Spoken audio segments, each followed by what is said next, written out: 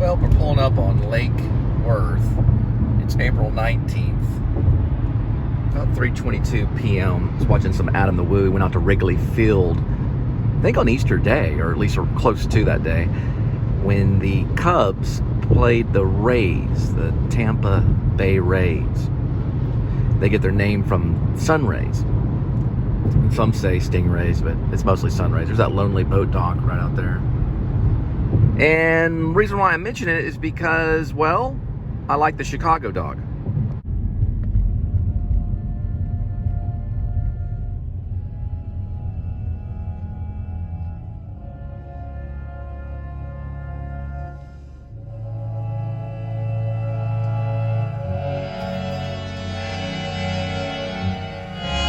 Please subscribe show.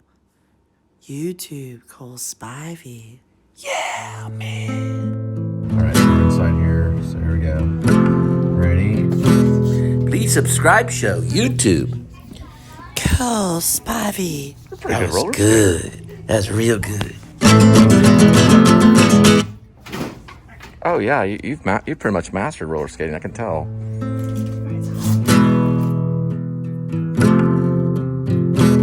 Please subscribe show. YouTube Cole Spivey. That was good. That's real good. I'm a big fan of the Chicago dog, and when Sonic came out with the Chicago hot dog, I used to get it all the time. It's my favorite. It does include a pickle, and they have mounted patrol right there. They just passed me. Let me put this right here. It's a horse patrol for the authority figures of Fort Worth. They still use horses. Anyway, back to the Chicago dog. I went out to Chicago when I was in my 20s. And the story goes, I got bored. I was going to Texas Wesleyan University, and I packed my car full of a few clothes and some spaghetti, you know, just dry spaghetti, in one of these carts. It's like one of those screw-on carts, you know, that you keep rice in. I put dry spaghetti, and then I had a thing of peanut butter. I think I either bought it on the way, and then some money. I don't know how much money I had. I don't remember the whole trip, but I do remember some of it. And I drove off, and I decided I was going to start my life over in Chicago. I lasted 2 days. I made it all the way to Chicago. At the time, I was living in Fort Worth right next to TCU.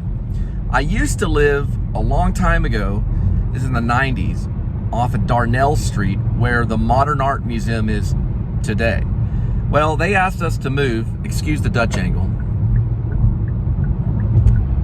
It's not much of a Dutch angle, but, you know, it's when the camera goes like this. Sorry about that.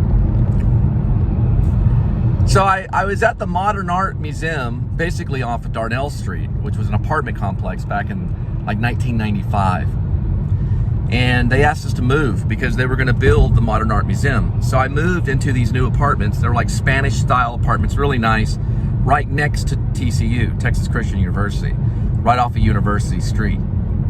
That's where I was living in 1995, if I'm not mistaken. And that semester, I decided to leave and start my life over in Chicago. I had convinced myself that I was going to become a mime, as in pantomime, in Chicago. I had a friend that actually taught me some mime that lived in Chicago. His name was Nick. I just thought, you know, I'll just start over and I'll go to like some artsy school in Chicago, like the Art Institute or something of Chicago. You know, I'll find a whole new path. I'll make it work. So I got the bravery and the courage, packed up my car with a few clothes, got that little container full of dry spaghetti.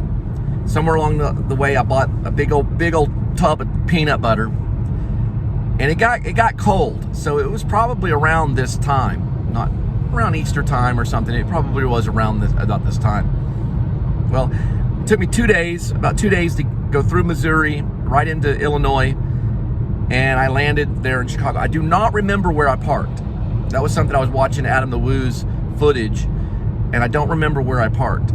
but I did park and I did walk around. My father had made me a necklace that had I was studying theater arts, so it had a happy face and a sad face on it at the time. They call them the drama mask. And it was made of gold, and I had it with me. And my dad made it. My dad was a jeweler, so he made it out of just scratch gold that he had laying around, that shards of gold that he wasn't using for particular jewelry or whatever. But it was pure gold, and it wasn't a big necklace or anything. I don't know if the chain was gold, but the actual drama mask wore gold. So when I got there, I parked somewhere. I guess I had enough money to cover parking. I don't remember exactly. I was driving a Laser. It was, I believe, a Dodge Laser. No, Chrysler. Chrysler made the Laser. Dodge had a similar type of sports car. It was a stick shift sports car. And I got out. I walked around Chicago, and I was getting hungry. I didn't have a lot of money, so I took that necklace and I went into a pawn shop somewhere in Chicago, downtown Chicago, right there in downtown where the subways are going above. You can hear the subway trains, all that stuff. Went into the jewelry shop, laid down that little gold necklace that had the mask on it, the drama mask, and I said, I want to sell this. How much can I sell it for? And I don't know, the guy gave me like $40 or something, which was quite a bit of money back then. I'm gonna have to hurry up. I just got a text. Sold that. The first thing I bought was a Philly cheesesteak. It was nice and warm. Now at that time, they were passing out little leaflets that said, you must take shelter tonight or you'll freeze to death. Now this is what they do in Chicago. I'm at 5 minutes.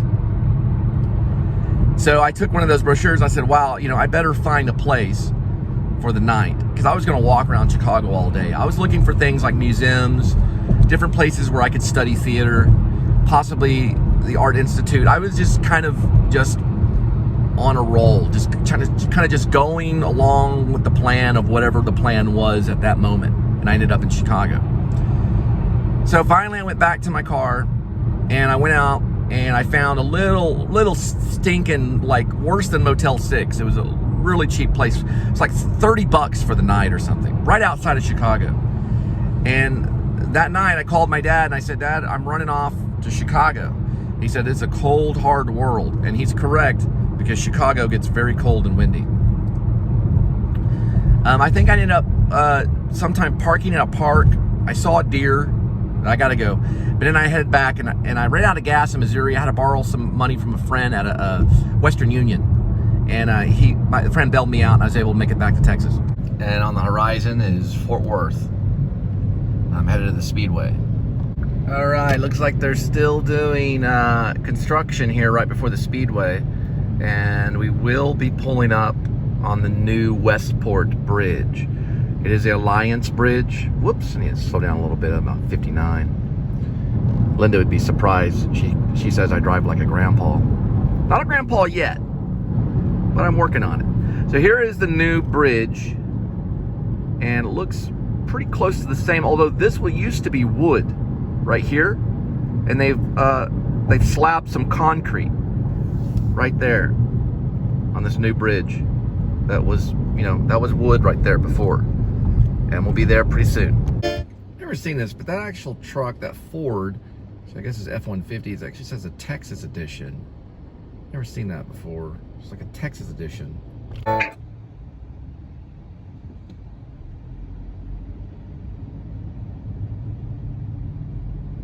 And if you follow 114 to the Speedway, this is a new bridge they're actually been building. You can see them on top right there.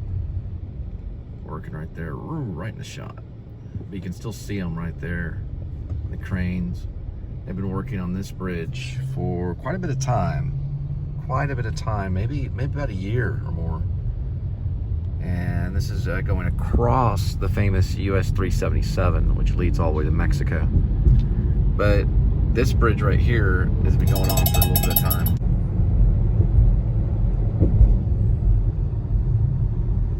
Usually there's canals like right here. Sometimes a little bit further down this way.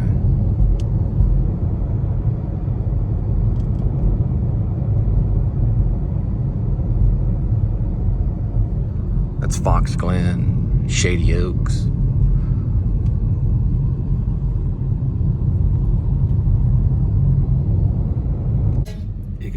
well, you could kind of see the wind blowing there for a second. And right when I turned it on, you see it over here a little bit. And some strong winds.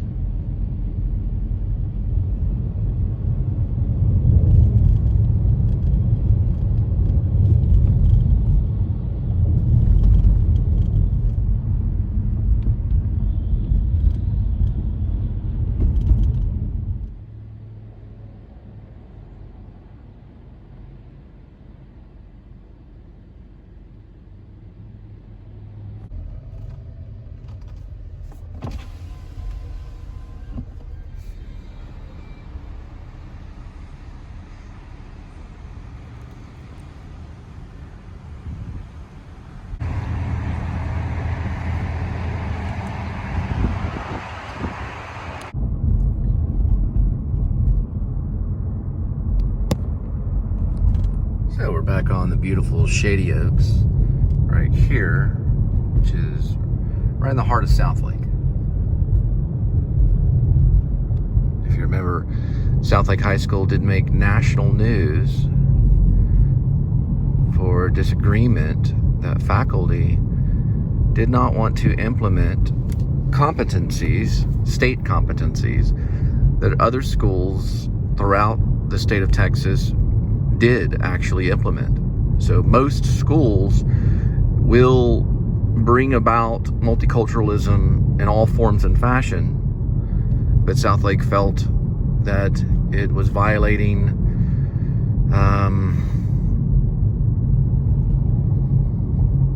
its feelings. So if you know anything about Southlake schools, they're kind of emotional. I also applied to be a Carroll teacher. Southlake is basically Carroll High School, if you know it, also national news. And one of my main things about, one of the main objectives that I put down as a Carroll High School teacher was to implement multiculturalism in the school in all forms and fashion. And I never got a call back. But that was one of my main goals, was I felt that all cultures should be celebrated all the time in every form and fashion. And that it's okay to get your feelings hurt when it comes to, well, I don't agree with that because I feel guilty because I'm actually Anglo-Saxon. Well, that's okay. You can feel guilty and move on. But they didn't like that. I didn't actually say that completely, but that's how they felt. They felt like, well, you're making Anglo-Saxon people feel guilty for being what they are. Well, they're the majority. The majority is always going to feel a little guilty for, being the majority. We're actually the majority. I don't know. It had to do a lot with reverse. Well, they say it has a lot to do with reverse prejudice, but they were protested against, and it'll continue to go on. But a lot of faculty and parents and stuff like that supported the fact that they did not want this particular multicultural aspect of schooling to be brought attention or to be brought before the student body. So, which is, they're mostly Anglo-Saxon anyway, so there's no arguing until, I don't know if that'll ever really change. But not all schools, are the same as other schools, so they can be independent, just like different states are independent. But it did make national news. Carroll High School did make national news, and it was a multicultural argument, and it brought tears to people's eyes. There was a lot of stuff talked about, the Holocaust was mentioned, all kinds of things were brought about before the school body because of certain things that teachers said that are perfectly still employed and making more than $50,000 a year every single year. Some of even the football coaches make six figures. So, these people are well awarded, financially. And these are teachers that are just proud to be there. You can call me anytime, Carroll. I'll bring to you multiculturals of all nations. I'll teach all nations and celebrate all nations in your school district, if you're brave enough to have me. So going back to Carroll High School, the basic thing was racism was kind of at heart there. And it's, right there in the public. And I'm a person that was taught at UNT when I took classes about being a teacher, when I was studying to be a teacher, which I studied for several years, and I'm very qualified to be a teacher. You can tell I am. I've graduated. I have my bachelor's. I even have most of my master's. I'm well qualified. Note to Carroll High School, this is my Bachelor's of Arts from the University of North Texas. But I think there is racism in Carroll High School. I think it's clear that there's racism, and I think it's wrong. And I think they should be changed, and they should bring in good teachers. And I think I should be awarded, and I should get a spot there at Carroll High School.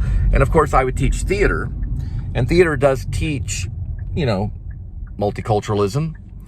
And I would do all types of plays that represent all nations and all races. And we would celebrate all races and of all nations. And it would be a multicultural celebration. See, the reason I did not get a call back from Carroll High School, because I went in there in person and turned in my resume, is because they're not only racist, but they're also a prejudiced school. And it's sad that they get away with this because of the amount of money that they have and all the people that live there that are millionaires that support them and protect them with their money and lawyers. It's a sad situation. And do you think Carroll High School is ever going to call me and allow me to be a teacher at their precious high school? Well, we'll see, won't we? Only if they're brave enough. They would have to be brave. And trust me, I'm very qualified to teach theater arts and probably even film and media, since I have 1,200 or more edited vlogs and over 10,000 uploads on my YouTube. And I've been mentioned by Carpetbagger, Jacob the Carpetbagger, which is it's going through a lot right now. But I was mentioned by him and also some of Adam the Woo's people. Hey, Natalie. You build it, they will come.